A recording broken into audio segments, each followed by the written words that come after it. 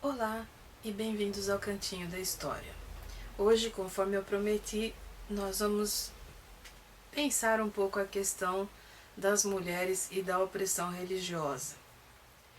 E é um assunto extremamente complexo, não só por toda a vastidão das fontes que a gente precisa abordar, mas principalmente porque é um assunto polêmico e é um assunto que as pessoas não querem discutir ou sequer pensar. Eu começo a minha argumentação falando sobre politeísmo. Eu não sei quanto a vocês, mas quando eu estava na quinta série, que hoje é o sexto ano aqui em São Paulo, lá pelo ano de 75, o material didático incluía uma explicação de que você passar de um culto politeísta para um culto monoteísta era uma evolução. Quer dizer, somente culturas primitivas tinham muitos deuses. Culturas modernas, culturas evoluídas teriam encontrado o verdadeiro Deus e a partir daí construído a sua fé. E é uma grande bobagem, porque não dá para comparar, por exemplo, a sociedade grega ateniense com os pastores e camponeses da Judéia ou da Mesopotâmia ou da região árabe. O que eu diria é o seguinte: quando existe uma sociedade politeísta, existe uma maior liberdade no modo como você pratica a sua religião. Porque se você tem 4 deuses ou 40 deuses, você tem 4 ou 40 modos diferentes de adorar. Você tem possibilidade de escolha. Quando você tem um único Deus e uma única igreja, e essa igreja se considera portadora de uma verdade absoluta, você não tem liberdade alguma. Ou você segue os cânones, ou você segue os dogmas, ou você se transforma num pária nessa sociedade. E o nosso problema em relação à opressão feminina começa com as religiões do livro. Para quem não está familiarizado com o termo, as religiões do livro surgiram no Oriente Médio e são, por ordem de chegada, o judaísmo, o cristianismo e o islamismo. E estão separados por séculos e séculos. Por exemplo, a construção política dos textos da Bíblia judaica data em torno de 800 a.C. A construção da Bíblia cristã começa no fim do século I depois de Cristo e só vai se consolidar entre os séculos VI e VIII depois de Cristo. E o Alcorão surge em plena época medieval. Então, são textos que estabelecem o início dessas grandes religiões, o momento de sua institucionalização. Mas eles partem de um corpo em comum. O Pentateuco da Bíblia cristã, os 5 livros que são atribuídos a Moisés, estão na origem da Torá também e são reproduzidos no Alcorão de maneira ligeiramente diferente, mas estão lá. Todas aquelas lendas e mitos sobre a criação do mundo, sobre o surgimento do povo de Israel e o modo como esse povo ocupou o Oriente Médio estão na origem das 3 religiões. É que cada uma tomou um rumo diferente com a passagem do tempo. Até o momento em que hoje elas são praticamente inimigas uma da outra. As 3 têm uma coisa em comum, que é a ideia de que a mulher é a fonte do pecado. Começa com a lenda de Eva e a ideia de que foi a mulher que ambicionou o acesso ao conhecimento e provocou a queda do homem e a expulsão do paraíso. É uma lenda complicada, e principalmente porque para muitas pessoas não é uma lenda. Os fundamentalistas das 3 religiões acreditam que foi assim de fato que surgiu a humanidade, e acreditam que a mulher é portadora desse pecado, que passou a todos nós, que passou a ser associado à sexualidade feminina e ao processo de reprodução.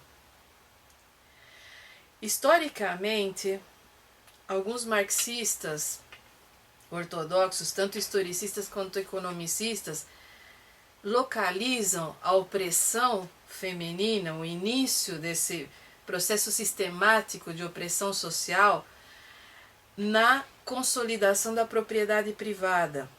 O que significa isso?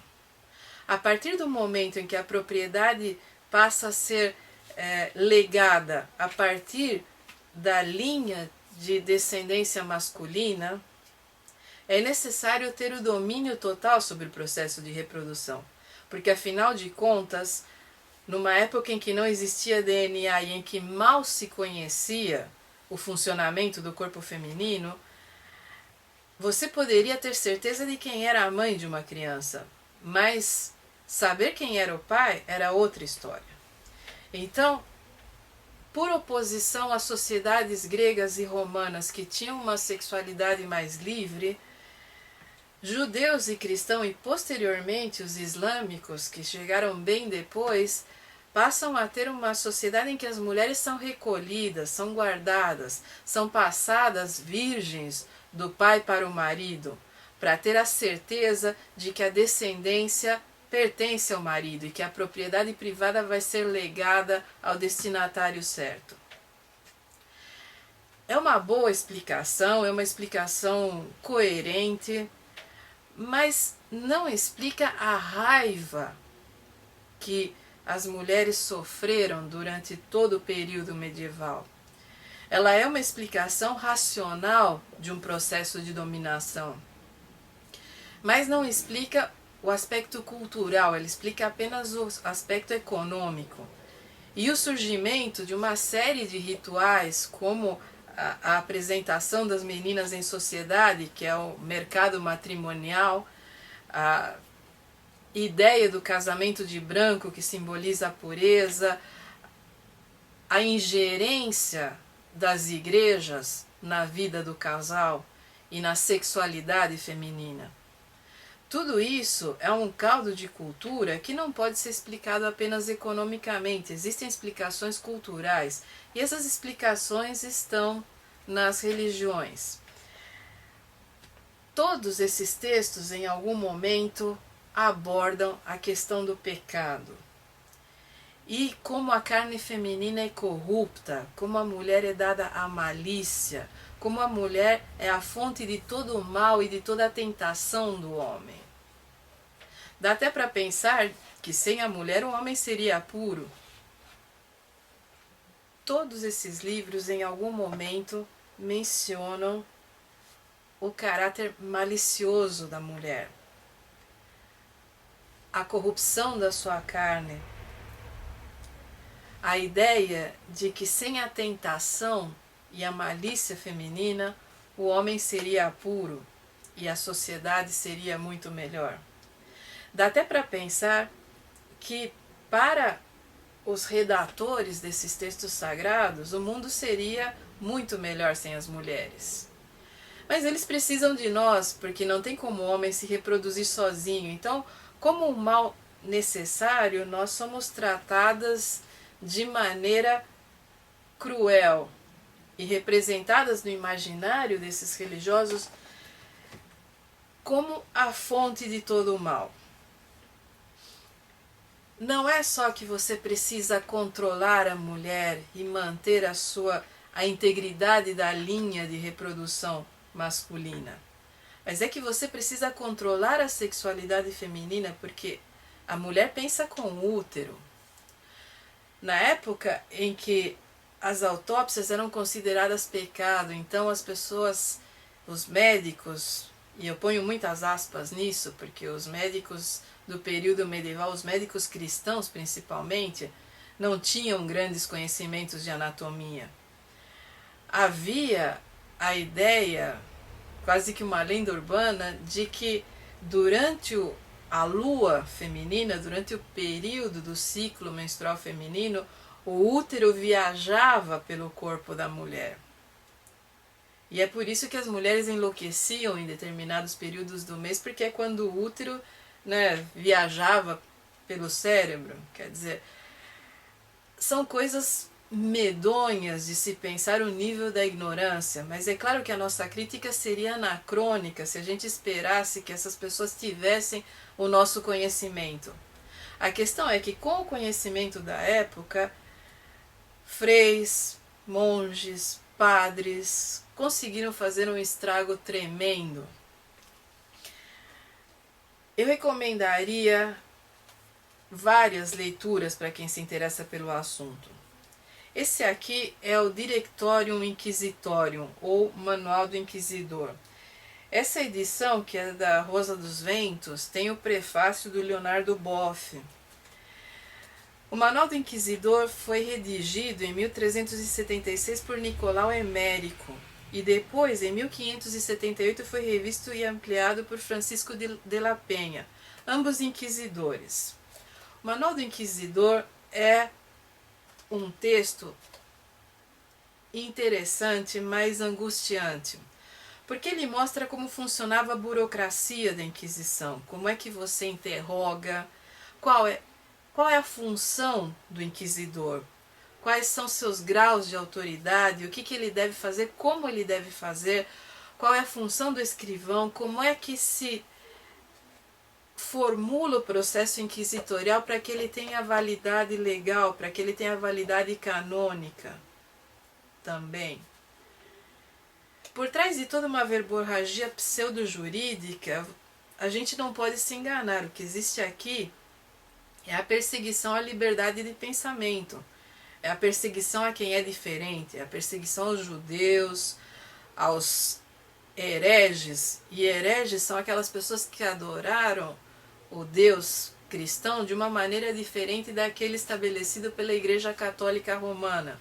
Então, todas as dissidências do cristianismo serão sistematicamente perseguidas e processadas a partir dessa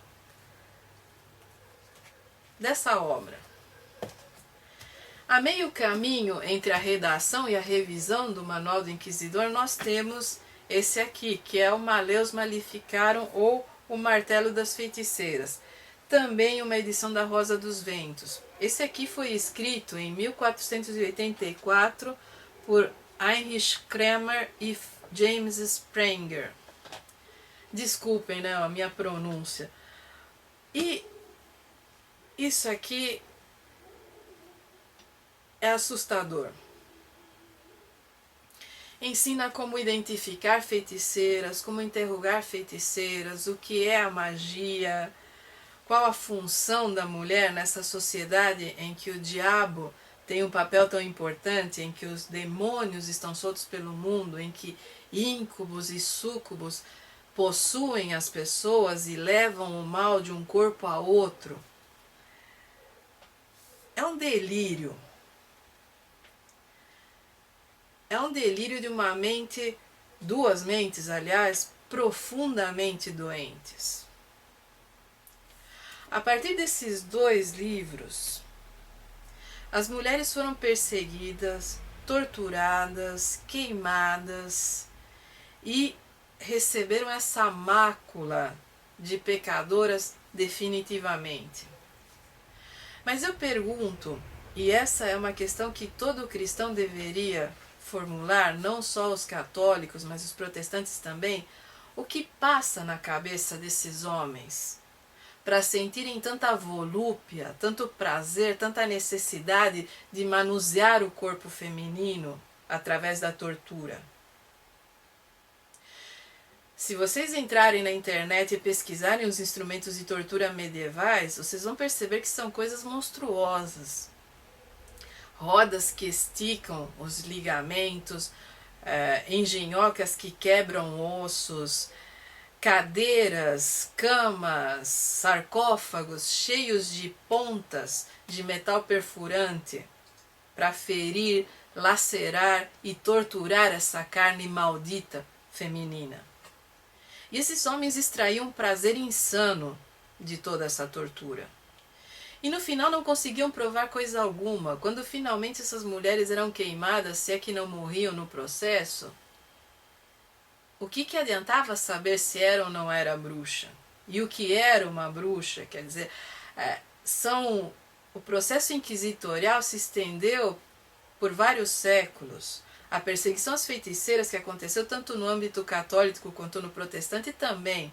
Foram pelo menos 200 anos de perseguição sistemática às mulheres.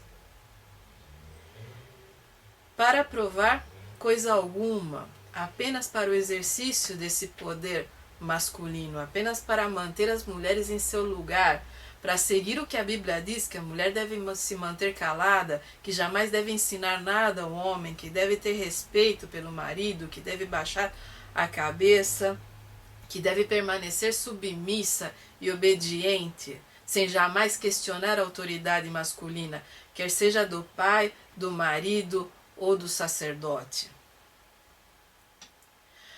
Para incrementar essa noção de obediência, a liturgia cristã e os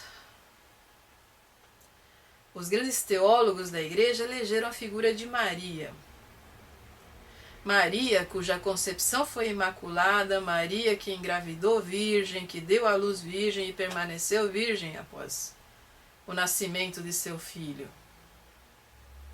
Maria que jamais questionou os desígnios de Deus, que foi, se vocês analisarem os textos bíblicos, tanto os canônicos quanto os apócrifos, Maria tinha entre 11 e 12 anos quando foi inseminada de maneira sobrenatural.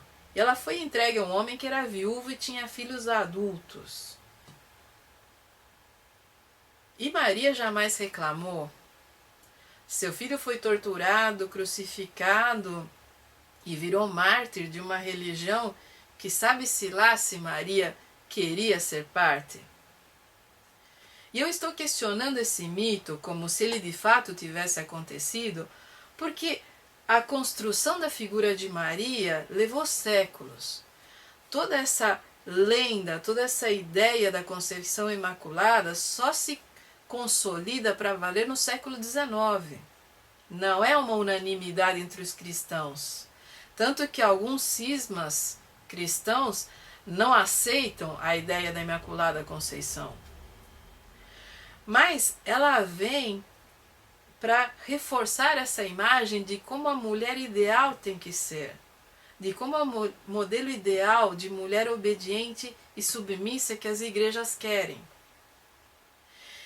E agora, se você ainda não tirou as crianças da sala, é bom tirar, porque eu vou falar de um outro aspecto dessa perseguição. Porque não é só a tortura física que caracteriza o cristianismo. No judaísmo existem seitas mais radicais que também trancam a mulher em casa e a cobrem com véus. Mas no islamismo existe uma forma pior ainda de tortura, que é a infibulação. E se você nunca ouviu falar de infibulação, é bom que você acorde, porque ela está ocorrendo nesse momento em algum lugar da África. A África subsaariana, que ainda pratica o islamismo de uma maneira muito complicada, legou aos povos árabes essa ideia da infibulação. Quando a menina atinge entre os 8 e os 9 anos, e isso varia de cultura para cultura, alguns estendem esse período até os 11 anos. Ela é levada pela mãe, pela avó e pelas mulheres da comunidade e é mutilada. O clítoris é cortado e os lábios exteriores da vagina são costurados, deixando um orifício minúsculo que serve apenas para que ela urine e para que o fluxo menstrual seja eliminado. Isso garante, em primeiro lugar, que quando essa menina for entregue ao seu marido, ela vai ser virgem. Porque isso é como um lacre. Isso também constitui a prova de que essa menina jamais vai sentir prazer, porque o clítoris foi extirpado. Se vocês acompanharem as pesquisas da Organização Mundial de Saúde, apenas entre 5 e 20% das mulheres desse planeta já tiveram um orgasmo vaginal.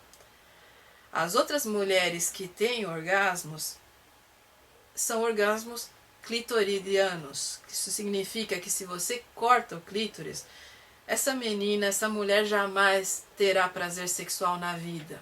Então ela vai se tornar uma máquina de ter filhos em função do seu marido. Isso também vai fazer com que a noite de núpcias seja um estupro. Porque esse homem vai ter que, a carne que cicatrizou em torno dessa costura vai ter que ser rasgada para que exista a penetração. Pensem na violência disso. Pensem em como uma mulher é capaz de infligir esse sofrimento à sua filha, à sua neta, e achar que isso está correto porque a religião manda. Então, quando vocês começarem a pensar nesses aspectos todos, é claro que a opressão feminina não é um fenômeno apenas religioso, ele é um fenômeno social, político e econômico, é um fenômeno histórico que levou milhares de anos para se consolidar. Mas que a religião teve um papel primordial no Ocidente e no Oriente Médio é um fato, não há como discutir. Está nesses livros. Sempre que se quer provar a inferioridade feminina, o texto que é usado é o texto bíblico, é o texto canônico. Sempre que se quer estabelecer a supremacia masculina, o argumento é que Deus é homem. E as deusas anteriores, as deusas originais, são legadas à lata de lixo da história. São simplesmente ignoradas ou classificadas como primitivas. Todas as deusas que dão às mulheres algum poder sobre o seu corpo e a sua mente são eliminadas. Pensem nisso, pensem com muito cuidado. Porque toda vez que a gente pega e racionaliza e diz que esse modo de praticar a religião está morto, que hoje as pessoas são mais modernas, que nada disso existe mais, é uma temeridade. Em algum lugar do planeta, uma menina está sofrendo um processo de infibulação nesse momento. E o fato de ser nos confins da África, ou na Arábia Saudita, ou no Egito, não significa que nós não devemos nos solidarizar com ela. Que nós não devemos lamentar que essa menina nunca mais vai poder ser uma mulher completa. Por outro lado, nós hoje no Ocidente vivemos um momento em que o embate entre os estados seculares e as instituições religiosas está voltando. Não se iludam, há muita gente que gostaria de ver esses textos aplicados novamente. E as primeiras vítimas não vão ser os gays, não vão ser os transgêneros, nem os transexuais, não vão ser os judeus. As primeiras vítimas somos sempre nós, mulheres, apesar de todo o discurso em contrário. Então, muito cuidado, muita atenção e muita leitura é o que eu recomendo a vocês. E qualquer pergunta, qualquer dúvida, eu estou sempre aqui.